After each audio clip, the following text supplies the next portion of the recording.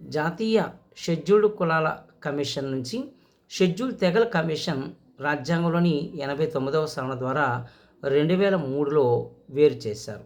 అయితే ఇది 2004 నుంచి పనిచేస్తుంది. రాజ్యాంగంలోని షెడ్యూల్ తెగల కమిషన్ 338 నిబంధన ప్రకారం ఏర్పడింది. దీంట్లో ఒక చైర్మన్, ఒక వైస్ చైర్మన్, 3 సభ్యులను రాష్ట్రపతి నియమిస్తారు. వీరి పదవీ కాలం 3 సంవత్సరాలు. చైర్మన్కి క్యాబినెట్ మినిస్టర్ హోదా, వైస్ చైర్మన్కి స్టేట్ మినిస్టర్ హోదా, సభ్యులకు డిప్యూటీ మినిస్టర్ హోదా ఉంటుంది. అయితే వీరి పదవీ కాలం 3 సంవత్సరాలు అయినప్పటికీ వీరు తమ రాజీనామా పత్రాలను రాష్ట్రపతికి అందజేయాల్సి ఉంటుంది. జాతీయ షెడ్యూల్ తెగల కమిషన్ మొదటి చైర్మన్ కున్వర్ సింగ్, ప్రస్తుత చైర్మన్ అనంతర్ సింగ్ ఆర్య ప్రస్తుతం పనిచేస్తూ ఉన్నారు.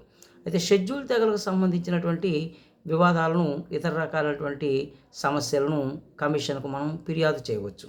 దీనికి సివిల్ కోర్టుకు ఉండే అధికారం అనేది ఉంటుంది.